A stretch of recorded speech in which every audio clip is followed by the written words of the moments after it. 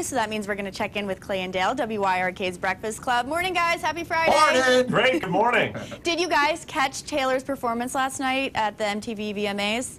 No, I didn't catch it on the show last night. We kind of Googled it and YouTubed it this morning. I don't know how people can stay up that late to watch this stuff when you get up as early as we do. Yeah, I agree with you. Sometimes you have to watch it on YouTube, and yeah, we did see it. I thought the payoff, I thought it was like 4 minutes of filler. 4 minutes of filling TV time, but the payoff came at the end when she was pretty proud of herself after having sung the song, and she had dancers behind her, but her former boyfriend, Taylor Lautner, was in the audience, and it all kind of came together. I thought that was pretty funny. So that's the person she's ever getting together again. Okay, so then that's the person that she's talking about in the song, because a lot of speculation on who exactly that may be.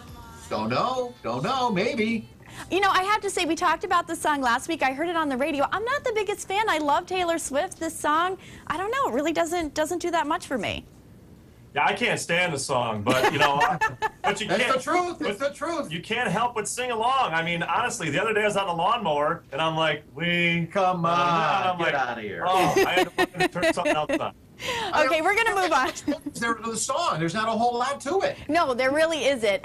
We're going to continue on, moving away from Taylor Swift. It's a big weekend with the Zac Brown Band being here. Sold out?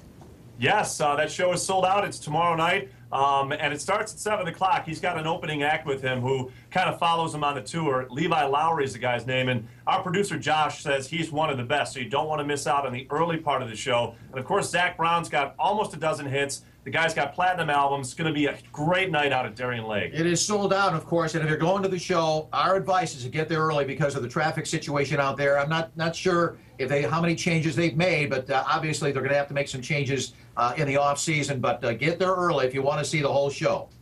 Dale, what are your thoughts this weekend on Bills versus Jets? Who's going to win? How's it going to shake out?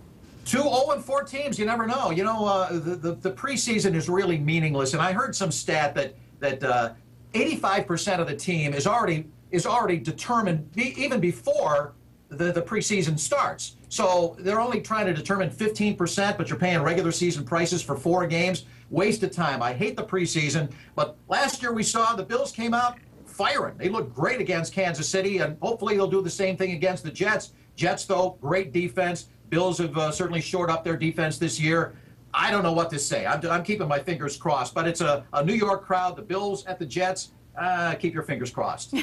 Something very touching that happened this week. I'm sure you guys have seen it, heard about it, talked about it. Kellie Pickler shaving her head to support her, I think her best friend who was diagnosed with breast cancer. What are your thoughts on? There's a picture, we're showing it right now. Yeah, first and foremost, I mean, this is just another reason why you got to love country music. The artists are just as generous as they can be, as beautiful as they can be, with hair or without. And Kellie Pickler, her friend, has cancer, and in honor of that and honor of cancer research and to fight the fight with her, Kellie decided to shave her head, which, as you can see in the photo, she looks just as good with hair or without, and her heart is just as big as all the other country stars. It's a fantastic story.